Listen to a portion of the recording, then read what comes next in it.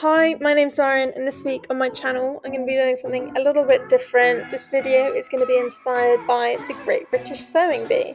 For this video I've been inspired by the first transformation challenge that they had of this year's series, and that's turning men's shirts into a woman's garments. So for the transformation challenge they're given 90 minutes to create their garment, and with that let's get to it. I started by removing the pocket off of one of my shirts, and then my plan was to make a maxi dress out of strips of the shirts and sort of having an alternating colour. So I cut out the panels, and they were a mix of 2 buttons in width and 3 buttons in width, and I managed to get 2 panels out of each shirt.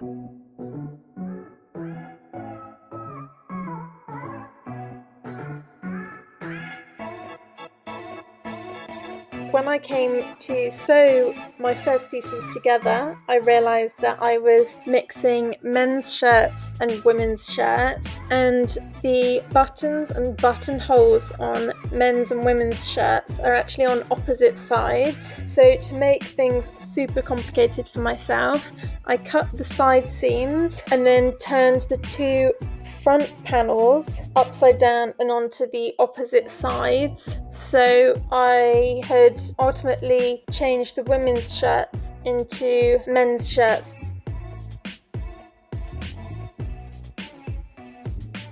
Once all my buttons and buttonholes were on the same side, I was able to start to sew the front panels together and the back panels together, and I did this in pairs, so I was able to make sure that I was matching up all of my side seams and that I could get the stripes to match up as neatly as possible. All of my shirts were slightly different sizes, so I kept to sewing the front panels, the back panels, and then I sewed the side seams up last.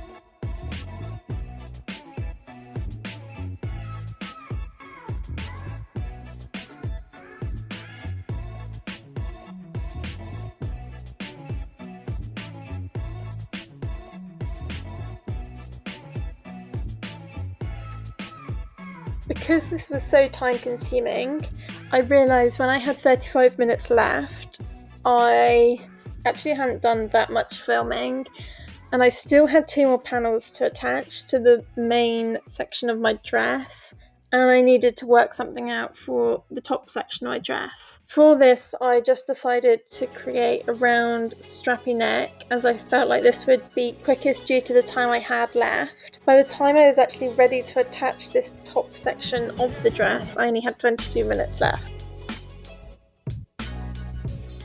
Because I needed some shape to the side of my dress and it was all looking a little bit straight and bulky, I placed my dress on my dress form and just took in some of the side seams and then made some little darts at the back of the dress before I attached the top section. I marked out the top section and then cut some extra seam allowance just in case things went wrong, as I planned to create a casing along the top and to feed elastic through.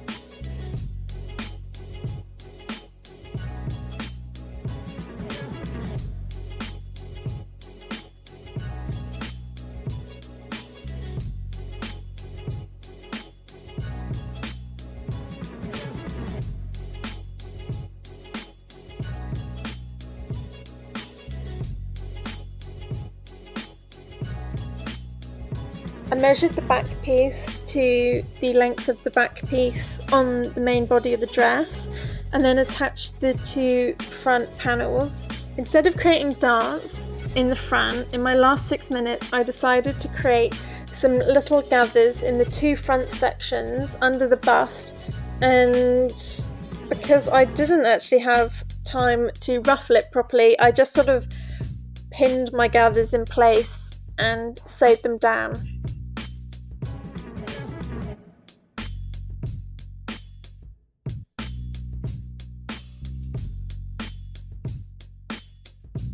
As I got to the point where my time finished, I had actually done quite a bit, more than I was expecting to have done, and I think I was pretty ambitious with what I was trying to do, especially with the fact that I was mixing men's and women's shirts without realising it to start with. However, I did finish with a raw hem at the top, which wasn't quite shaped properly, and no straps. However, I was pretty pleased with where it was going, so I did decide to carry on and finish it. At this point, I wasn't actually a fan of the neckline that I was creating, so I decided to keep the idea of a shirt and use the shirt neckline, but remove the sleeves.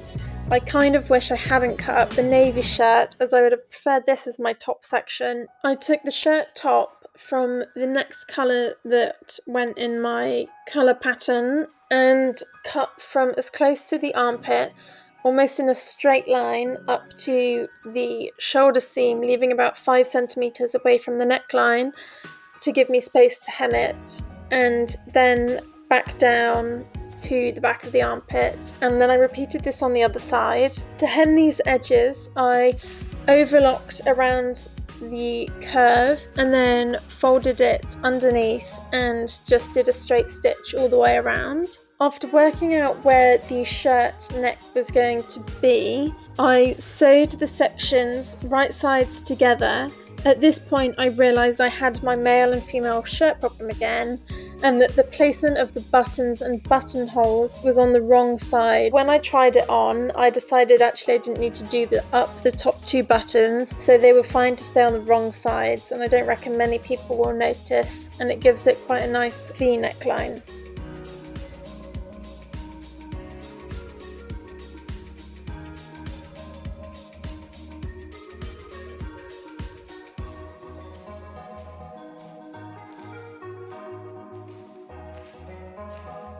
So after trying on the dress again, I decided to take some more off of the back darts. So I put it on inside out and worked out how much needed to come off, and then sewed these darts in place as well.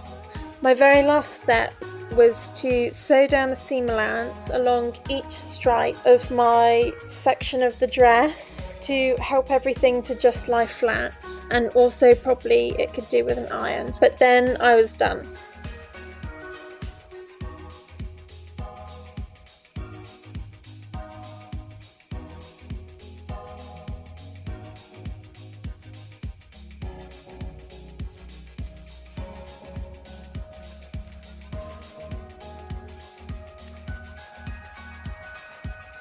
So here's my finished look.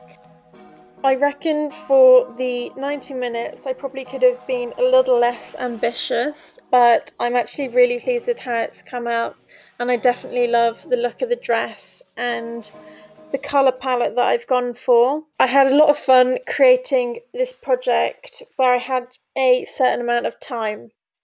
If you enjoyed this video, make sure to like and subscribe. Thank you for watching, and I'll see you in my next video. Bye!